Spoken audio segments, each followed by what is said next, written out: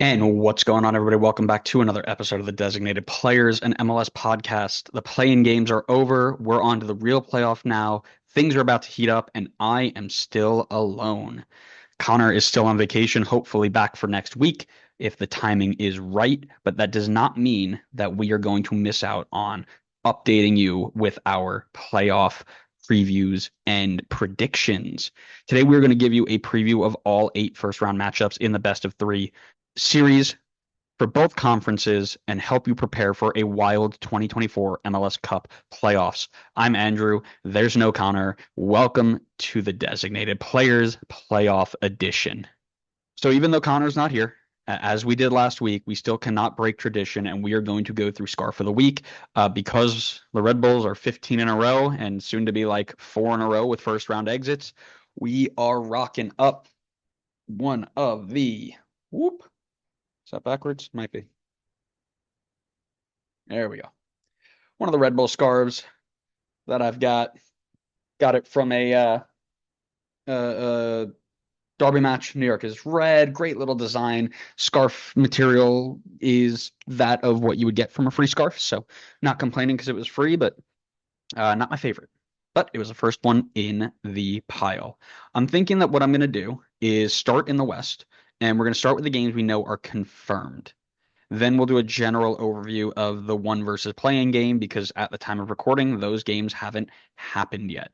So let's start really quick with the 2 versus 7.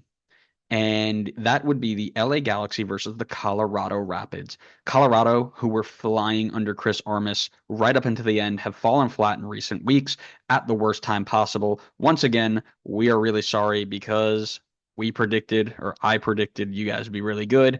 And we know what happens when the podcast predicts good things. The opposite happens.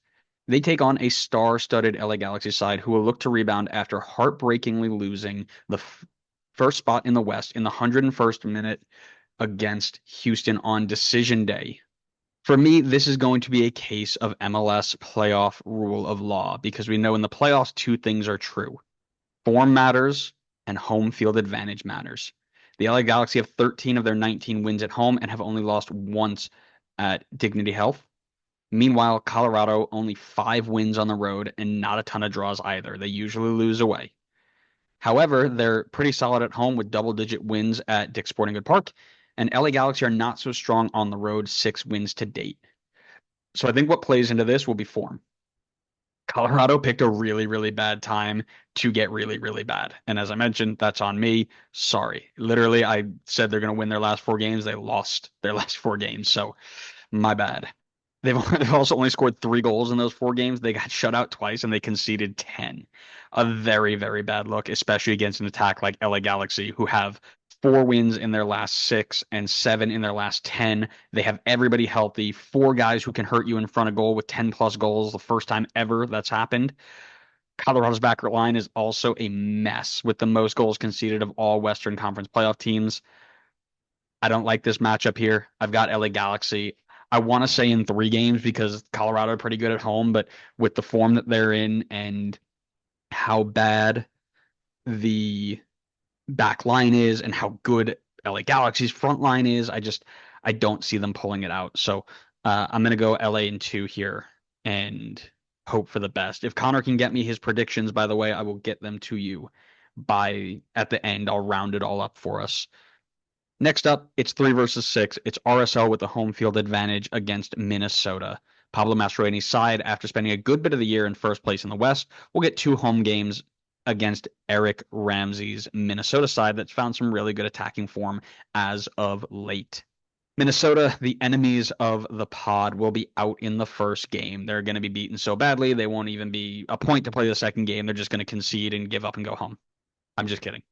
This one's actually a really interesting matchup because Minnesota are pretty bang average with success at home and on the road. I think they actually won one more game away from home than they have at home, which is pretty crazy. RSL are fantastic at home and they're okay on the road, but they've got tons of firepower up top. RSL 6 straight games without a loss, 4 wins in their last 8. Minnesota even better form, 7 wins in their last 10 to make a charge up the table and get into this 6th spot. Minnesota also super solid defensively with 4 straight clean sheets before conceding to Marcel Hartel and St. Louis on decision day. They've only given up multiple goals once in the last 10 games. Meanwhile, RSL have had some less than impressive results. They scraped by us San Jose in one game. They had a huge loss to Houston. They drew Austin, then they lost San Jose the first time they played.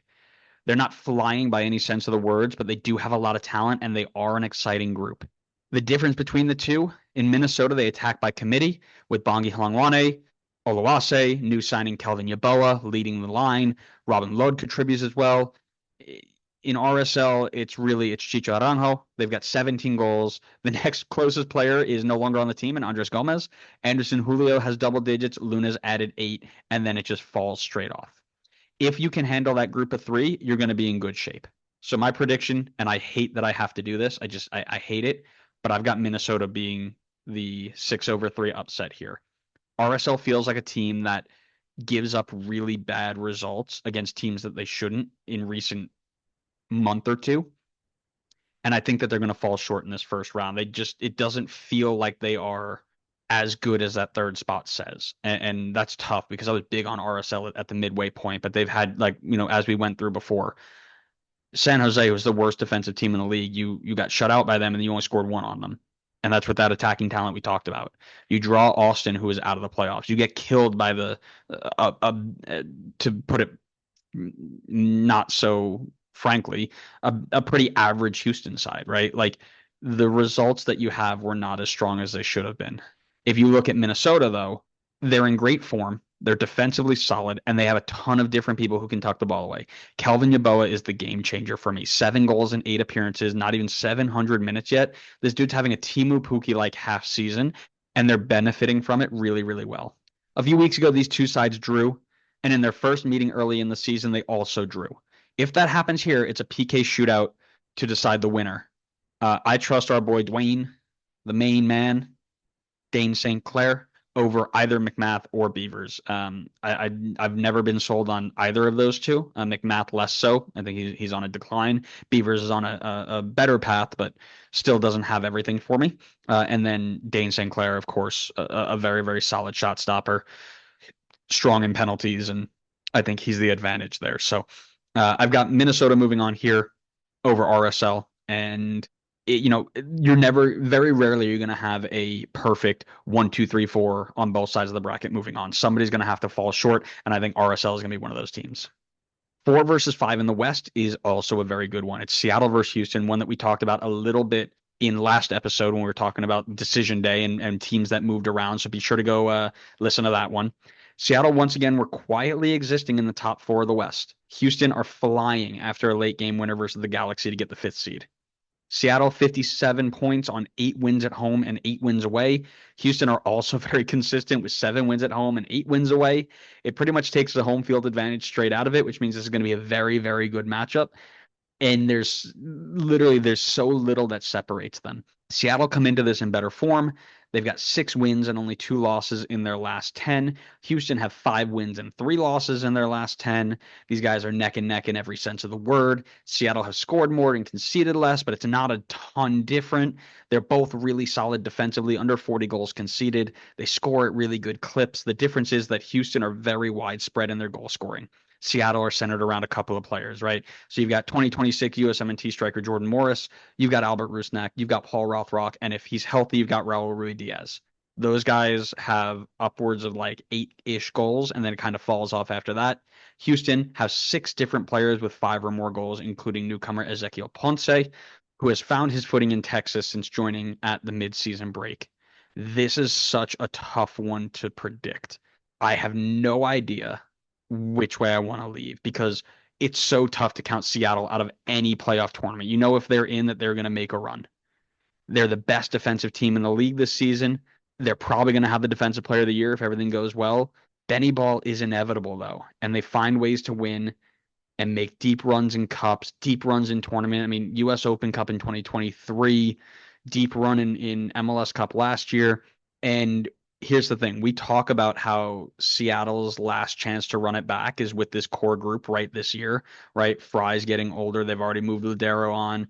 Ruidiaz hurt all the time, may not be back next season.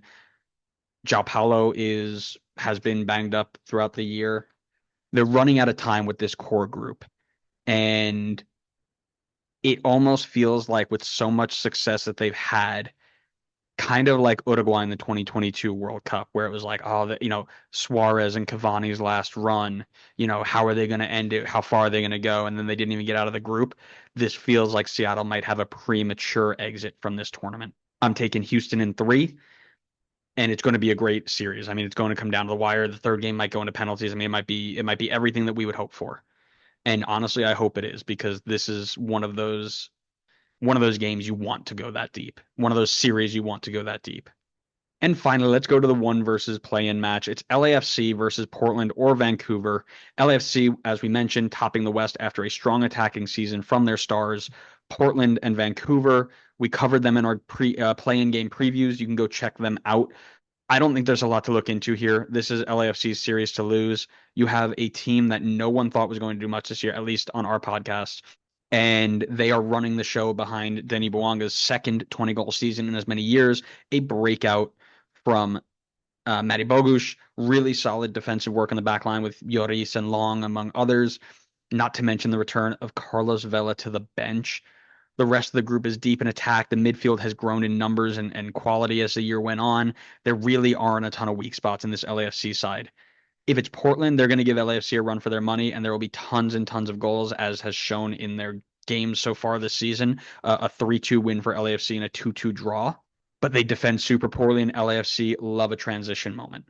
And that's where they'll get caught out. That's where they'll get hurt. If it's Vancouver, LAFC have beaten them twice already, and I don't really see much changing. I've got LAFC on to the next round, and not necessarily difficultly, depending on it doesn't even matter who they get. I think it's a pretty easy path forward. That was the West. Let's move on to the East then, where star-studded attacks run the show. And let's start with the 2 versus 7 matchup because it will be the fastest that we have to go through. It's Columbus versus Red Bull. There's very little to cover here. Columbus lost their shield push on the back of a super congested schedule. Still finish in second place with 66 points, 19 wins. They're super strong home. They're super strong away. Red Bull finished seventh after being strictly incapable of finding wins without star designated player Emil Forsberg. 2 games in Ohio, 1 game in New Jersey are scheduled. You're probably not going to need all 3. Let's be real about it. Red Bull are limping into the playoff with just awful form. Columbus are the best team on the continent. Cucho, Rossi, Ramirez, Matan up top are all super dangerous. They found this beautiful set style of play. The greatest winner in all of MLS, Darlington Nagbe, runs the show for them. Schulte strong in net, Morera if he's healthy, Camacho making up at least 2 of the back 3 with anybody else that you want as the third. Young guys playing really, really well, like Max Arfston on the wing. The team just has what it takes to win everything. And Red Bull, on the other hand, have 32-year-old Emil Forsberg. They've got Lewis Morgan dragging the entire team to any sort of attacking output. They got DP strikers who can't score, a goalkeeper who's in the worst form of his Red Bull career, center backs who can't figure out how to defend properly, a midfield that's young, inexperienced, and frankly not all that good. Not to re-mention the fact that they have only 4 wins in 19 games since June. A lot of ties in there, but that doesn't mean much considering we haven't won a penalty shootout in like 4 years. Columbus in 2. Let's just move on from this. 3 versus 6 is fun. It's FC Cincinnati taking on New York City. FCC third place, 59 points. Better on the road than they were at home this year. Very interesting. New York City, 50 points, significantly better at home than on the road, but a massive advantage from playing on the baseball stadium for those home games. And that seems likely to not be around, at least for the first round, as the Stankies have made the World Series. When the Mets also make the World Series, both home baseball fields that they use will be out of commission, and they will likely play games at Red Bull Arena, meaning a scarce fan turnout and a lack of true baseball diamond home field advantage. Now, FCC have not been lights out this season, though being in third place is nice. But before that win at Philly, they lost 3 in a row, including 1 at New York City. Only 3 wins in their last 12, 7 losses in that span. Something just isn't clicking for Pat Noonan's side, and they are just barely scraping by. New York City, on the other hand, have found decent form, 3 wins, 1 tie, 1 loss in their last 5, and a ton of draws in that span of their last 12 as well. However, they too only have 3 wins in their last 13, and they have struggled to put it together as well. This, even being a 3 versus 6 matchup, seems like a pretty big mid-off, and it will come down to the star power of the individual. In a game of Acosta, Oriano, Kelsey versus Martinez, Santi, and Maxi, I think FCC edge them out, especially with the fact that they're going to have to play no true home games. The other difference will be the GK, where Matt Freese has looked really solid all year, getting draws out of games and getting wins out of games just by him performing really, really well. If they can take the game to PKs, I actually give New York City the edge here, as Celentano has been really, really bad on penalties in his career, unless he's playing Red Bull, of course. But because on their Instagram post they still have TBD determined for their home field playoff game, I'm thinking it's FCC in 3, and it's going to be a close one. It's going to be a fun one, but I think FCC edge them out. Moving on to the 4 versus 5 game, it's Orlando versus Charlotte. Orlando on 52 points, 7 wins at home, 8 wins away. Charlotte on 51 points with the best defensive record in the conference, 9 wins at home, only 5 away. This is going to be a really good matchup because it's going to be a chess match. You've got the best defensive team in the East with Charlotte, and Orlando score for fun. How they're going to figure out to stop one another, it's going to be very, very fun to watch. And Charlotte don't play wonderful football, but Pep Biel, their new signing, has added a layer of attacking ability they didn't have before, and that showed on decision day with one of his goals. They are still as defensively sound as ever with Malanda and new signing Tim Ream in the back. Kalina's playing at a goalkeeper of the year level, but Orlando's also in really good form. They've got 10 wins from their last 15, a lot of them with huge score lines. But of those 10 wins, only 2 came against playoff teams. One of them was Charlotte, to be fair, but their success against solid sides have been limited. Charlotte have won 4 of their last 5, and they tied the other one. However, they didn't play but one playoff team in that span as well. But they did pick up a draw against Miami. This series will depend on what kind of attackers show up. Ajiman leads the team in Charlotte with goals, and he has 2 goals in the last 2 games, but we know he's streaky. He's going to get 1 or 2, and then he's going to go ghost for a few matches. Is he on or off this series? Will Pep Biel and Lyle Labata show up and play at a DP level? When Red Bull were in town and I went to watch them play, they did not. Not even close. Orlando, on the other hand, are much more consistent through the last half of the season. But you know what they say? Offense wins games, defense wins championships. Give me Charlotte in 3 for this matchup. And finally, Inter Messi and friends take on the winner of Atlanta versus Montreal. We covered Atlanta and Montreal in our last episode, so be sure to check out their preview there. Miami have been covered by every outlet in the world for some reason. I don't know. They got a decent, following or whatever, but they won the Supporters Shield. They earned a spot in the Club World Cup, and they are on the hunt for another piece of silverware. And I know what a lot of people are thinking right off the bat is this is just Miami who's going to walk through this, right? Up there, it's 1 versus 9, and they've got Messi and Suarez and all these names. And Miami win a lot, don't get me wrong, but they don't do it often against Atlanta, and they don't do it often against Montreal. Atlanta beat them 3-1 and drew them 2-2. Montreal also beat them once and lost to them once, but they played them very, very close. Miami also has a very deep, long season that they've played, and some players might be fatiguing or need a rest. And a lot of people will say that it doesn't quite matter. Whoever moves on will be wiped off the floor by Miami in round 1, but I don't think that's the case. I think that this is going to be a lot closer than people think because they know how to play them, as they've shown when they've beaten them. Now, of course, the big kicker is Lionel Messi, right? Of those 4 games that we just talked about, Messi only played in 2 of them. One of them they won, one of them they lost with Atlanta. He scored against Atlanta, but they also had a very rotated side there as well. So, that being said, Lionel Messi can make a big difference. And because of that, I do think it's Miami who moves on, but I don't think they're going to move on and beat teams 6-2, 7-3. They're just going to score. I think it's a lot closer than people think. And if they get to the wrong team that's going to try and BS their way to a few PK shootouts, they might get a CONCACAF straight out of this tournament, which would be really, really funny. But I do think it's Miami who moves on here, and I think that whoever gets them next, as they go on, it only gets tougher from there. So I'm not super like ready just to give them the cup yet. I think it'll be a really, really fun tournament for them, but it's going to be proper difficult. I don't think any team's going to roll over to them like New England did. But that's it for us here at the Designated Players. Connor should be back next week, but thank you all so much for listening or watching, depending on where you are getting this information from. And be sure to let us know what you think is going to happen with these play-in games. They start up on Friday with Inter Miami taking on the winner of Montreal versus Atlanta. And then you've got games pretty much every day from now until the 10th of November, which is going to be super exciting because there's nothing better than day by day MLS action.